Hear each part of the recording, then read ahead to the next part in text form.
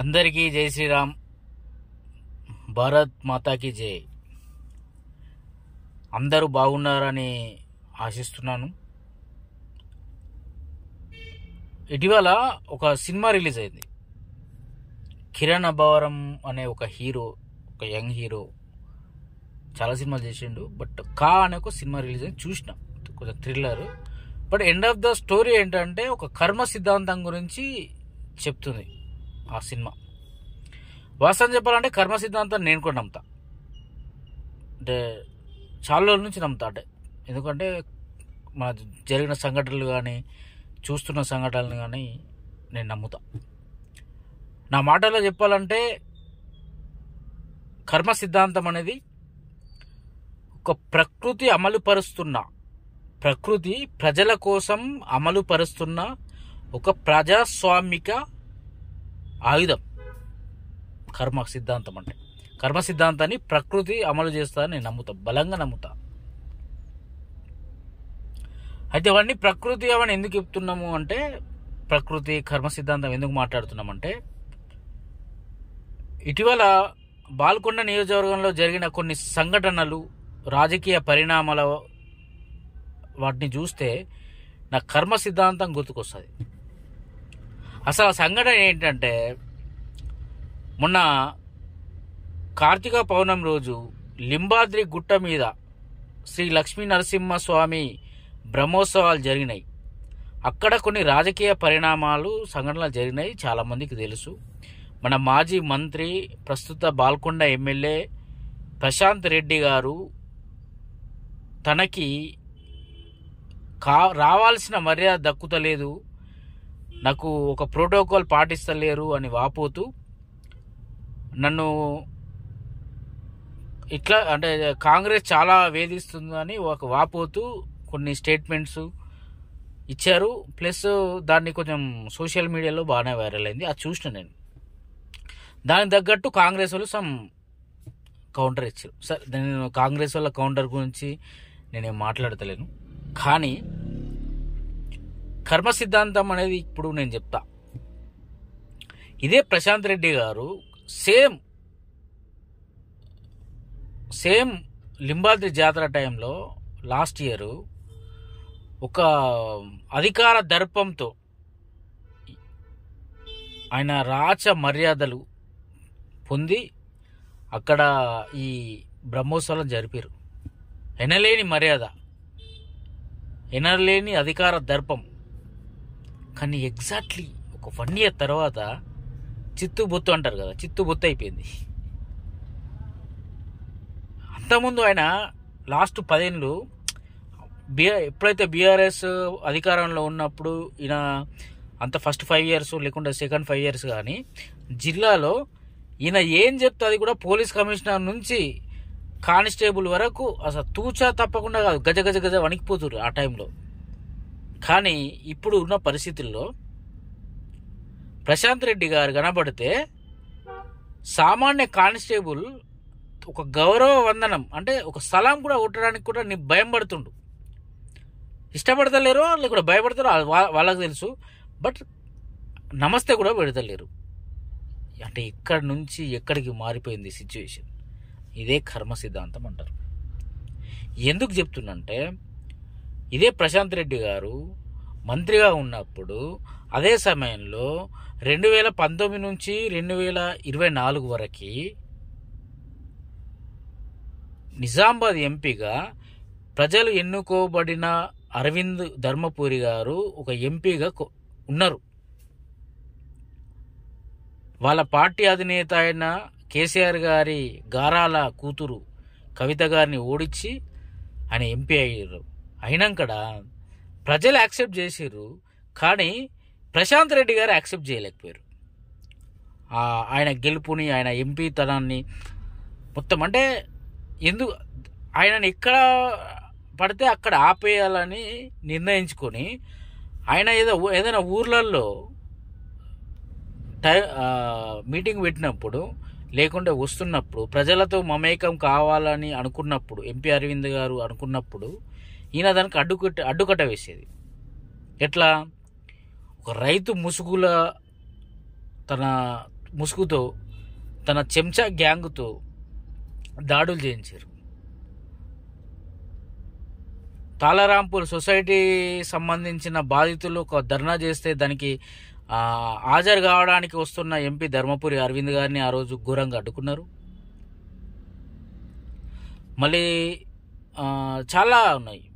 కుకునూరులో ఒక బీజేపీ కార్యకర్త అయినపోతే చెక్ చేయడానికి వస్తున్న ఎంపీ గారిని అడ్డుకున్నారు. చాలా ఉన్నాయి, చాలా.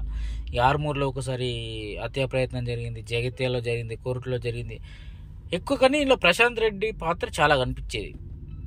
అయితే ఇంకో విషయం ఏంటంటే, అప్పుడు ఈయన గ్యాంగుతో ఏదైతే గ్యాంగుతోని ఉసుగొల్పి ఆయన మీదకి పంపించారో ఆ గ్యాంగ్ ఇప్పుడు ఆయనతో లేదు, ప్రశాంత్ రెడ్డి గారితో లేదు. నాకు తెలిసి 80% కాంగ్రెస్లో ఉన్నారు. అంటే అధికారం మారిపోయింది కాబట్టి 80 to 90% అయితే, అంటే నేను ఇంకా చెప్పాను, అట్లీస్ట్ 80% సబ్జెక్ట్ టు కరెక్షన్. 80% జనాలు, కార్యకర్తలు పార్టీ మారిపోయారు. వాళ్ళు లేరు వాళ్ళతో, ఆయనతో. అదే కర్మ సిద్ధాంతం, ఇదే కర్మ సిద్ధాంతం. తర్వాత చాలా అంటే కార్యకర్తల్ని, బీజేపీ కార్యకర్తల్ని చాలా ఇబ్బంది పెట్టాడు. సోషల్ మీడియా పోస్టులో ఏదైనా చిన్నగా ఇలా పార్టీకి సంబంధించిన టీఆర్ఎస్ పార్టీ బీఆర్ఎస్ పార్టీకి సంబంధించిన ఏదైనా నెగిటివ్ పోస్టు పెడితే చాలామంది బీజేపీ కార్యకర్తలను కేసులు పెట్టి, అక్రమ కేసులు పెట్టి, బనాయించి, భయపెట్టి జైల్లో వేసి, ఒక బడాయి బొంగల్ పిల్లగాడిని జైల్లో వేసారు 30 రోజులు. చాలామంది ఒక ఏరుగట్లలో ఒక బీజేపీ కార్యకర్త ఉంటాడు, వంశీ అని. వాళ్ళ ఇంటికి పోతే చాలా ఒక రేకులతో కూడిన ఒక ఇల్లు, చిన్న ఒక నార్మల్ మధ్యతరగతి ఇల్లు, మధ్యతరగతి కన్నా దిగునే. ఇంకా ఆయన్ని మీద కేసులు చాలా పెట్టారు. చాలామంది యువకుల జీవితాలు నాశనం చేశారు ప్రశాంత్ రెడ్డి గారు అధికారంలో ఉన్నప్పుడు. అభివృద్ధి గురించి మాట్లాడతారు. సరే, అభివృద్ధి అయిన తర్వాత ఫస్ట్ అయితే నేను పబ్లిక్ మంచిగా ఉండాలి కదా.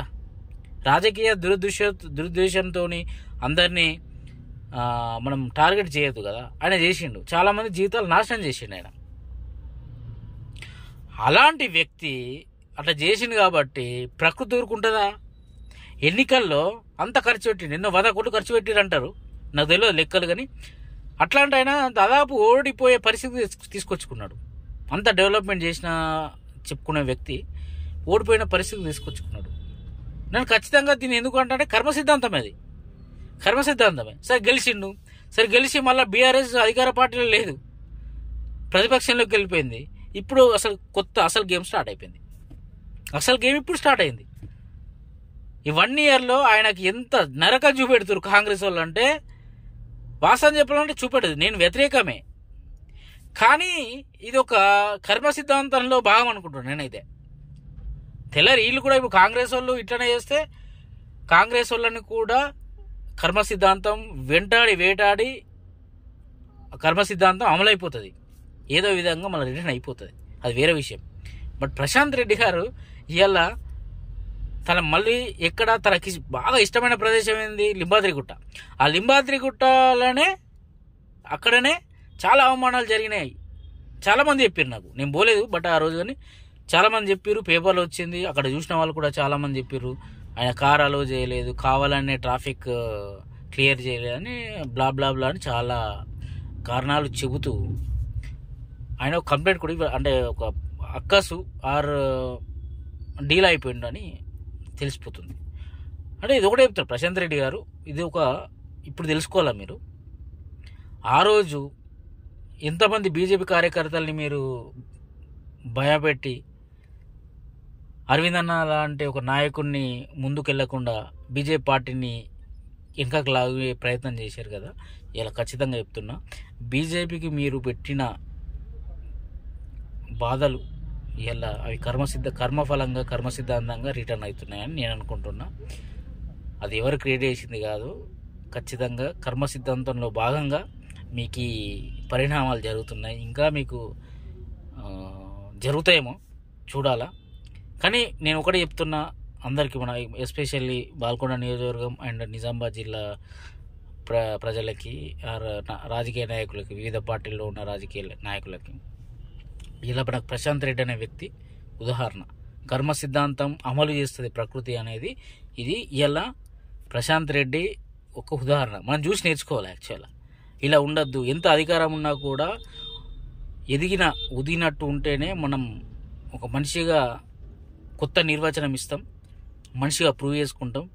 ఎందుకంటే ఎంత అయినా కూడా మనం లాస్ట్ చివరకు మనం మనిషిమే. మనం సహజీవనం చేయాల్సింది మనుషులతోనే, డబ్బులతో కాదు, బంగ్లాలతోనే కాదు, ఇంకా లగ్జరీ లైఫ్లతో కాదు. ఏదో రోజు మనం మట్టిలోకి వెళ్ళాల్సిందే. కాబట్టి రాజకీయ నాయకులారా, ఏ పార్టీలో ఉన్న రాజకీయ నాయకులు ఎవరైనా సరే, మీకు ఈయన ఒక ఎగ్జాంపుల్ తీసుకోవాలి. మీరు అందరం, నేను కూడా తీసుకోవాల్సింది. తీసుకొని గర్వం పొగరు లేకుండా మీకు ఇచ్చిన బాధ్యతను మీరు నిర్వర్తిస్తూ, ప్రజలతో మమేకమవుతూ, పార్టీలతో మమేకమవుతూ ఒక హుందాతనమైన రాజకీయాలు చేయండి కోరుతూ సెలవు తీసుకుంటున్నా. ఏమైనా తప్పులుంటే క్షమించండి. Thank you. జై శ్రీరామ్.